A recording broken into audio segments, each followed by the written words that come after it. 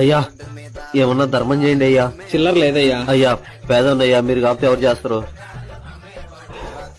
దా వచ్చి కూర్చో. నెలకి ఎంత సంపాదిస్తావు? 30,000 అయ్యా. అంతేనా? మంచి సీజన్ లో అయితే ఒక 50 సంపాదిస్తాయా. నా జీతం ఎంతో తెలుసా? నెలకి 20,000.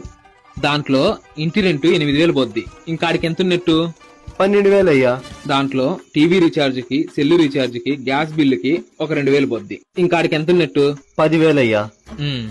దాంట్లో తినడానికి, కరెంటు బిల్లుకి, ఇంటి ఖర్చులకి ఇవన్నీ ఒక 4,000 పోతాయి. 6,000 అయ్యా. ఒక 4,000 మైన ఈఎంఐలు కడతానా. ఇంకాడికి ఎంత ఉన్నట్టు? 2,000 అయ్యా. నేను ప్రతిరోజు బండ్లో ఆఫీస్కి పోవడానికి పెట్రోల్ ఖర్చు ఒక 2,000. ఇంక నా దగ్గర ఎంత మిగులుతుంది? ఇంకేముంటది బొక్క. ఇప్పుడు చెప్పు, నువ్వు పేదోడివా నేను పేదోడ్నా? మీరే అయ్యా. మరి ఎంతో కొంత ఇస్తే నేను పోయి టిఫిన్ చేసొస్తా. దేవుణ్ణి నిన్ను చల్లగా చూడాలయ్యా.